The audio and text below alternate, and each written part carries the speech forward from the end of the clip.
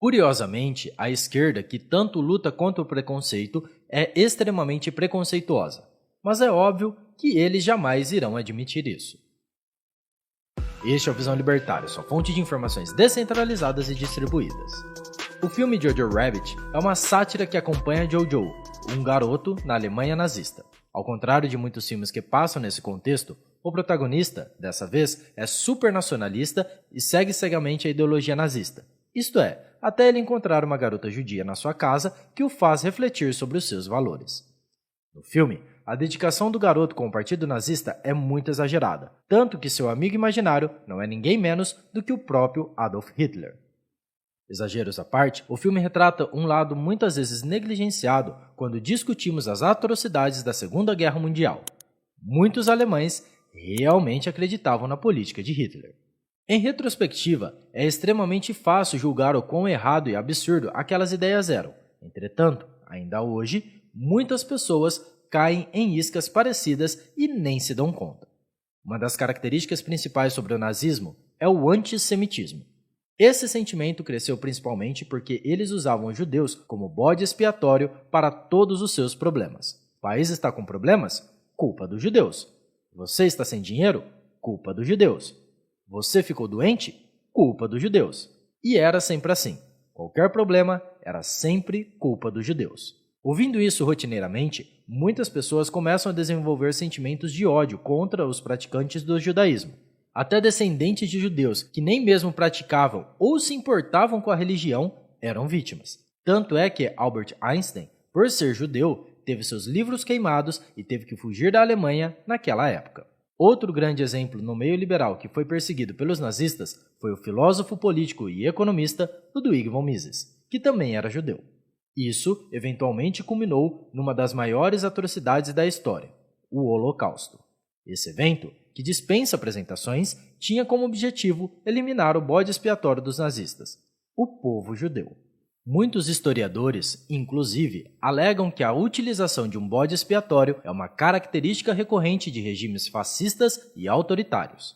O uso mais famoso disso, provavelmente, é no próprio nazismo, que é comumente conhecido por ser antissemita. A utilização de bodes expiatórios foi muito frequente na União Soviética, sobretudo no governo de Stalin, contra revolucionários, conspiracionistas, inimigos do povo, burguês, trotskista, entre outros. Entretanto, historicamente, vários grupos já foram bodes expiatórios. Na Roma Antiga, por exemplo, Nero culpou os cristãos pelo grande incêndio de Roma em 64 d.C. A Ku Klux Klan, que ficou famosa por ser extremamente racista, culpava os negros pelos seus problemas. E, atualmente, os esquerdistas usam os ricos como bode expiatório, sobretudo se forem homens brancos e héteros, com exceção de Lula, brincadeiras à parte. Não é nenhum exagero dizer que a esquerda culpa cegamente a classe social alta pela maioria dos problemas da sociedade. Aqui me refiro a empresários bem-sucedidos. E, além disso, propagam um discurso de ódio contra essa minoria. É claro que eles irão discordar disso. Para começo de conversa, eles nem consideram os ricos como uma minoria, por incrível que pareça. Entretanto, numericamente, a definição de pertencer a uma classe social alta já é ser uma minoria. Veja bem, o critério para definir riqueza é muito vago, mas geralmente é utilizado de forma relativa. Se você organizasse a riqueza de todo mundo em ordem decrescente, de cima para baixo, a classe alta seria apenas o pedaço de cima. Se a classe alta fosse uma grande maioria, ela seria chamada de classe média. Portanto, pela própria definição, ser rico é ser uma minoria na sociedade, sobretudo na brasileira e em países socialistas. Contudo, o termo minoria, quando utilizado num contexto social pela esquerda, geralmente tem como definição ser um grupo oprimido, e são os militantes quem irão decidir a dedo quem é oprimido ou não. Usando essa definição, eles não consideram os ricos uma minoria. Na verdade, é muito pelo contrário, já que eles constantemente retratam essa classe social como sendo opressora. Ou seja, segundo eles, os ricos são a maioria. Chega a ser até um pouco confuso ficar usando esses termos, que claramente não condizem com os números da realidade. Mas a ideia aqui seria que a maioria ou minoria se refere à representatividade ou à quantidade de influência do grupo na sociedade, e não a números absolutos. Independentemente do termo utilizado, é evidente que esse ódio está presente no discurso comunista. Para começo de conversa, separar as classes sociais como opressora e oprimida, como sugere Marx, já carrega uma baita presunção negativa. É impossível negar isso. Chamar alguém de opressor é um xingamento, sobretudo se esse alguém não oprime, mas ajuda, cria riqueza e emprega pessoas, servindo à sociedade. Se você duvida, experimente chamar algum conhecido seu de opressor e veja como ele vai reagir. Ah, mas Marx e comunismo são coisas radicais. A esquerda de hoje é diferente. Será mesmo? Recentemente, o Lula chamou os banqueiros de idiotas e Alberto Fernandes, presidente da Argentina, chamou os empresários de patifes. Deixarei as notícias que contêm essas falas na descrição do vídeo. Agora, imagine o que aconteceria se Bolsonaro chamasse os pobres de idiotas. É fácil visualizar o quão indignado a mídia tradicional ficaria nesse caso, né? Mas por algum motivo, quando políticos esquerdistas criticam de forma generalizada uma outra classe social, ninguém fala nada. Um exemplo é quando as radicais feministas dizem que todo homem é um potencial estuprador, ou que todo homem é machista e pratica algum tipo de violência contra mulheres. Isso também é uma forma de se criar e atacar um bode expiatório. Elas estão fazendo uma baita de uma generalização injusta e sobre isso o senso comum, a mídia e os influenciadores se calam. Existem inúmeros outros exemplos de pessoas odiando os ricos sem razão, como é o caso da mulher que sofreu linchamento social apenas por compartilhar uma foto dos potes de sorvete que ela recebeu do seu pai. O link para essa notícia também está na descrição. E esses casos não são raros ou pontos fora da curva. Se você abrir o Twitter, você pode brincar de caça ao ódio contra os ricos à vontade. E não tem outra explicação para isso, senão o fato de que a esquerda é preconceituosa. Chega a ser até irônico. Eles pregam tanto o combate ao preconceito, às vezes achando até pelo em ovo, como no caso em que eles queriam cancelar a palavra esclarecer, por ser supostamente racista, sendo que, na verdade, a palavra não remete à cor da pele, mas sim ao ato de iluminar. E eles, que tanto combatem essas pautas, não se incomodam nem um pouco de generalizar uma classe inteira de forma pejorativa. Sendo advogado do diabo, não são todos os esquerdistas que ficam xingando os ricos. Entretanto, quando alguém o faz, a grande maioria deles não o reprime.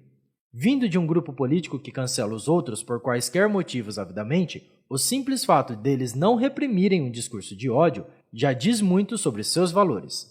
Na descrição se encontra o link de uma notícia sobre uma professora esquerdista de Caxias do Sul que foi afastada após a descoberta de áudios em que dizia que a direita deveria morrer de Covid, já que não se pode fuzilar, inclusive os idosos. Conclui-se então que tanto o nazismo como o comunismo propagam um discurso de ódio contra um grupo social. Mas o mais curioso nisso tudo é que a semelhança não acaba aqui. Socialmente, falar sobre estereótipos não é muito bem-vindo, e com razão, já que pode soar preconceituoso e ser até ofensivo para algumas pessoas. Porém, é inegável que estereótipos existem, seja de nacionalidades, etnias ou religiões. Os canadenses, por exemplo, têm o estereótipo de serem um povo educado, enquanto que os asiáticos têm o estereótipo de serem bons em matemática. É óbvio, e todos sabem, que nem todos os canadenses são educados, e nem todos os asiáticos são bons em exatas, mas isso não importa para formular um estereótipo. Curiosamente, o estereótipo do judeu é ser rico e ganancioso. E esse não é um estereótipo recente. Os nazistas já reclamavam dos judeus terem uma influência na economia. De fato, os judeus têm um histórico de serem mais ricos que a média.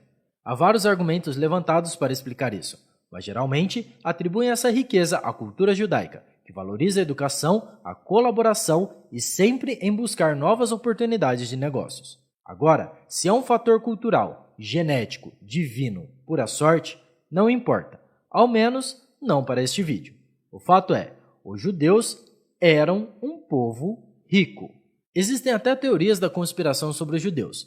Uma delas, talvez a mais famosa, é sobre Rothschild. Essa é uma família judia que fazia riqueza com negócios bancários. A teoria dizia que eles estavam controlando o mundo, e isso foi usado para contribuir com ideias antissemitas. Veja bem, essa família, de fato, tem bastante influência sobre o mundo, mas daí para alegar que eles controlam o mundo, há uma grande diferença. Pois é, os nazistas odiavam um povo com o estereótipo de serem ricos. Ou seja, os esquerdistas e nazistas essencialmente têm o mesmo bode expiatório, a classe alta, empreendedores e empresários ricos e bem-sucedidos. Chega a ser até irônico. A esquerda, que tanto gosta de chamar os outros de nazistas, não percebe a própria hipocrisia. Mas isso era de se esperar. Afinal, usar socialista e hipocrisia na mesma frase chega a ser redundante. Mas não é de se esperar diferente, sendo que é a bolha da classe alta, do Projac, do Leblon e artistas milionários, seja aqui ou nos Estados Unidos e outros lugares, que hoje fazem parte do progressismo militante. Alguém aí lembra que quem estava querendo o serviço do Lula era Luiza Helena Trajano?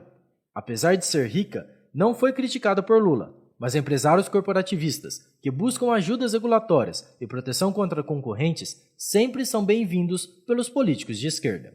Outro fato curioso é que, historicamente, um dos principais negócios dos judeus foram os bancos, e recentemente Lula chamou os banqueiros de idiotas. Imagina se ele tivesse chamado os judeus de idiotas, sendo este um outro grupo minoritário. Será que a reação da população seria diferente ou será que eles continuariam passando pano para ele? Realmente, eu não sei. Eu só espero que, algum dia, no futuro, o senso comum trate os comunistas com tanto desprezo quanto trata os nazistas. E quem sabe um dia, pessoas estarão sendo canceladas por defenderem partidos e ditadores comunistas e socialistas. Obrigado pela sua audiência. Esse artigo foi sugerido e escrito por Space, revisado por O Historiador e narrado por Coreia com K. Se você gostou desse vídeo, clique no ícone de curtir abaixo e compartilhe em sua rede social. Se deseja ser notificado de outros vídeos, inscreva-se no canal e depois clique no ícone da campainha. Até a próxima!